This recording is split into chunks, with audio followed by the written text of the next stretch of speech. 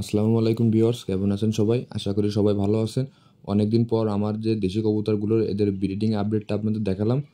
আমার এইখানে দেখতেছেন ২ জোড়া কবুতর ডিম নিয়ে বসা আছে এবং মেল কবুতরগুলো ডিম তা দিচ্ছে। যেহেতু আমার ভিডিওটা দুপুরবেলা করা আর কবুতরের ভিতর সাধারণত সন্ধ্যা থেকে সকাল পর্যন্ত হচ্ছে ফিমেল কবুতরগুলো ডিম তা দেয় এবং সকাল থেকে বিকেল পর্যন্ত হচ্ছে মেলগুলো ডিম তা দেয়। এখন দেখতেছেন এই যে মেল কবুতরটা ডিম নিয়ে বসা ছিল আমার।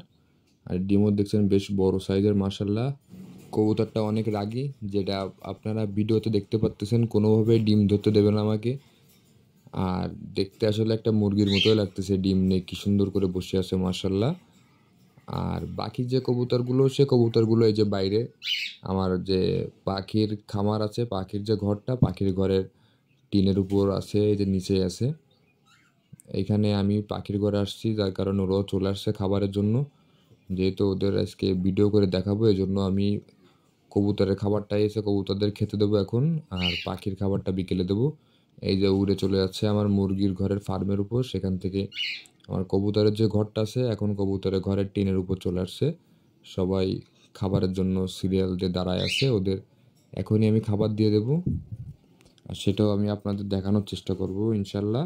এইখানে আমার মোট 6টা কবুতর আছে, 3 জোড়া। তার ভিতর 2 জোড়া ডিম নিয়ে বসা, আর 1 জোড়া ডিম দেবে হয়তো বা আজকালকের ভিতরই। আর আগে অনেক কবুতর ছিল, যেটা আপনারা আমার অনেক পুরানো ভিডিওতে দেখতে পারছেন, কিন্তু এখন আসলে নাই। এই যে কিছু হাঁস আছে, হাঁসগুলোরও খাবার দেওয়া হলো। আর কবুতরের যে ফাংশনটা, কবুতর খুবই শীঘ্রই আবার বড় করে শুরু করব, যেহেতু মাঝে আমার একটু কবুতরের ঘরে ইঁদুর নিয়ে বেশ ঝামেলা ছিল, এই কারণে কবুতর কমাই দিয়েছিলাম। এই যে দেখতেছেন কবুতরদের খাবার দেওয়ার সঙ্গে সঙ্গে সব কটা কবুতর খাবার খেতে চলে আসছে। যেগুলো ডিম নিয়ে বসা ছিল তারাও চলে আসছে, কারণ খাবার খাওয়ার সময় ওরা ডিম তা থেকে বের হয়, এ ব্যতীত কোনো সময় ওরা ডিম থেকে ওঠে না। আর জানে যে এখন খাবার না খাইলে পরে আর খাবার হবে না, এই জন্য ওরা খাবার খেতে চলে আসছে।